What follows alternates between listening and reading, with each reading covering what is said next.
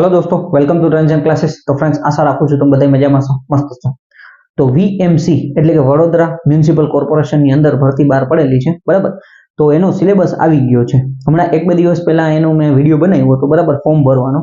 અત્યારે સિલેબસ પણ આવી ગયો છે। તો સિલેબસની આ વિડિયોની અંદર ચર્ચા કરીએ ભાઈ કેવું પેપર રહેશે, બરાબર, કેટલા માર્ક્સનું કેવી રીતના રહેશે એ બધી આપણે વ્યવસ્થિત રીતે ચર્ચા કરતા જઈએ, બરાબર। સિલેબસની જે પીડીએફ છે એ બધા જ આપણા WhatsApp ગ્રુપ, ટેલિગ્રામ ગ્રુપની અંદર મોકલી દેવામાં આવેલી છે। ન જોડાણા હોય તો ડિસ્ક્રિપ્શનમાં લિંક આપેલી છે, ત્યાંથી તમે જોડાઈ શકો છો। ઓકે, હવે સૌથી પહેલા તમે જુઓ તો તમારું 100 માર્કનું પેપર રહેશે, બરાબર। 100 માર્કના પેપરની અંદર તમે જુઓ 65 માર્કનું આપણું ટેકનિકલ રહેશે, ઇલેક્ટ્રિકલ એન્જિનિયરિંગના વિદ્યાર્થી એટલે 65 માર્કનું આપણે ટેકનિકલ પૂછવામાં આવશે, ઇલેક્ટ્રિકલ। બાકીના જે 35 માર્ક છે એ આપણું નોન ટેકનિકલ રહેશે। ઓકે, સૌથી પહેલા તમે અહીંયા જુઓ જીકે, કરંટ અફેર્સ, રીઝનિંગ અને એપ્ટિટ્યુડ, એ તમારે 15 માર્કનું પૂછવામાં આવશે। આ ચાર વિષય છે, સાથે સાથે જીકે, જનરલ નોલેજ આવી ગયું, કરંટ અફેર્સ આવી ગયું, એપ્ટિટ્યુડ અને રીઝનિંગ, આ બધું 15 માર્કની અંદર પૂછવામાં આવશે, બરાબર। ત્યાર પછી ઇંગ્લિશ અને ગુજરાતી બે ભેરું થઈને 10 માર્કમાં તમને પૂછવામાં આવશે, એટલે ઇંગ્લિશ અને ગુજરાતી 10 માર્કનું થઈ ગયું। કોમ્પ્યુટર ખાલી 10 માર્કનું તમને પૂછવામાં આવશે, અને ટેકનિકલ આપણું 65 માર્કનું, ઇલેક્ટ્રિકલ એન્જિનિયરિંગ જે છે એ આપણે 65 માર્કનું પૂછવામાં આવશે। ટોટલ આપણી પાસે 100 ક્વેશ્ચન છે, 100 ક્વેશ્ચન 100 એમસીક્યુ, એક ક્વેશ્ચનનો 1 માર્ક છે, એટલે 100 માર્કનું આપણું પેપર રહેશે, બરાબર। હવે સૌથી મહત્વની વસ્તુ તો કે ભાઈ મીડિયમ કયું હશે, તો કે ભાઈ પેપરની લેંગ્વેજ છે એ આપણી ઇંગ્લિશ અને ગુજરાતી બંનેમાં હશે, એની સિલેબસની અંદર જ લખેલું છે, ઇંગ્લિશ ગુજરાતી બંનેમાં હશે। ટાઈમ તમને 90 મિનિટ આપવામાં આવશે, બરાબર, 90 મિનિટ, 1.5 કલાકનો સમય આપણને આપવામાં આવશે। 100 ક્વેશ્ચન 90 મિનિટ, બરાબર। નો નેગેટિવ માર્કિંગ, સૌથી મહત્વની વસ્તુ શું છે તો કે નો નેગેટિવ માર્કિંગ, ખાસ ધ્યાન રાખજો, બરાબર। એનો મતલબ કે 100 ક્વેશ્ચન આપણે ટિક કરી નાખવાના છે, નેગેટિવ માર્કિંગ કાંઈ છે નહીં, બરાબર। નેગેટિવ માર્કિંગ હોય તો આપણે પ્રોબ્લેમ રહેવાની થાય, બાકી નો નેગેટિવ માર્કિંગ છે, કોઈ પ્રકારનું મતલબ ખોટો ક્વેશ્ચન પડે તો એમાં કોઈ નેગેટિવ માર્કિંગ નથી, એટલે આપણા માટે એક બેનિફિટ થઈ શકે। ઓકે, હવે સૌથી મહત્વની વસ્તુ તો કે આપણા ટેકનિકલની અંદર કયા કયા વિષયો આપેલા છે એ આપણે જોવાના છે, બરાબર। આમ તમે જોવા જશો ને 14 જેવા ટોપિક બને છે, જે આપણા જીપીએસસી નો સિલેબસ છે ને એ જ સિલેબસ અહીંયા કોપી પેસ્ટ કરી દીધેલો છે, બરાબર। સૌથી પહેલા તો કે ભાઈ બેઝિક ઇલેક્ટ્રિકલ, ડન। આ બેઝિક ઇલેક્ટ્રિકલ ની અંદર આખો સબ્જેક્ટ આપણો બેઝિક ઇલેક્ટ્રિકલ આવી જાય। ત્યાર પછી ઇલેક્ટ્રિકલ મશીન અને પાવર સિસ્ટમ, બરાબર। પાવર સિસ્ટમમાં HVDC લખેલું છે, જેવું આપણે જીપીએસસી ના સિલેબસમાં લખ્યું છે ને, પાવર સિસ્ટમ અલગ કર્યું છે ને HVDC સિસ્ટમ અલગ કરી છે, એવી જ રીતના આના સિલેબસમાં એવું જ કર્યું છે, પાવર સિસ્ટમ અને HVDC સિસ્ટમ અલગ લખેલી છે, પણ અહીંયા આપણે પાવર સિસ્ટમની અંદર generation, transmission, distribution, HVDC system બધું આની અંદર જ આવી જશે, બરાબર। એટલે ત્રણ મેઇન વિષય આપણા થઈ ગયા, બેઝિક ઇલેક્ટ્રિકલ મશીન અને પાવર સિસ્ટમ, બરાબર। બીજી નંબરની વસ્તુ કે આમાં એવું લખેલું છે ભાઈ અપ ટુ ડિપ્લોમા લેવલ, સિલેબસમાં એવું લખેલું છે, બરાબર, પણ સબ્જેક્ટ આમ તો જો કે ડિગ્રીને એની અંદર લઈ લીધા છે।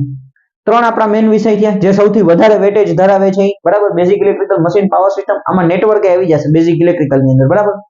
ત્યાર પછી આગળ જોઈએ તો કે EMFT, ઇલેક્ટ્રોમેગ્નેટિક ફિલ્ડ થિયરી, આપણે બધાને આઈડિયા છે, અમુક લોકોને ખાલી ફિલ્ડ થિયરી સબ્જેક્ટ આવતો હોય છે, બાકી ઇલેક્ટ્રોમેગ્નેટિક થિયરી એવો સબ્જેક્ટ આવતો હોય, પણ આપણે અહીંયા EMFT લખેલું છે। ત્યાર પછી ડિજિટલ ઇલેક્ટ્રોનિક્સ, પાવર ઇલેક્ટ્રોનિક્સ, બરાબર, ડિજિટલ ઇલેક્ટ્રોનિક્સ એ પૂછાશે, પાવર ઇલેક્ટ્રોનિક્સ એ પૂછાશે, સિગ્નલ્સ એન્ડ સિસ્ટમ, ઓકે, ડિપ્લોમામાં સિગ્નલ એન્ડ સિસ્ટમ નથી આવ્યું, પણ અહીંયા સિલેબસમાં આપણને આપેલું છે, બરાબર, સિગ્નલ એન્ડ સિસ્ટમ। ત્યાર પછી કંટ્રોલ સિસ્ટમ, બરાબર, કંટ્રોલ સિસ્ટમ આપણે તૈયાર કરવાનું થશે, માઇક્રો પ્રોસેસર માંથી ક્વેશ્ચન આવશે, બરાબર। ECA નો મતલબ શું થશે, energy conservation and audit, electrical energy conservation audit થઈ જાય, બરાબર, અથવા ખાલી એનર્જી કન્ઝર્વેશન ઓડિટ માંથી તમારા ક્વેશ્ચન આવશે, ખાસ ધ્યાન દેવાનું છે, બરાબર।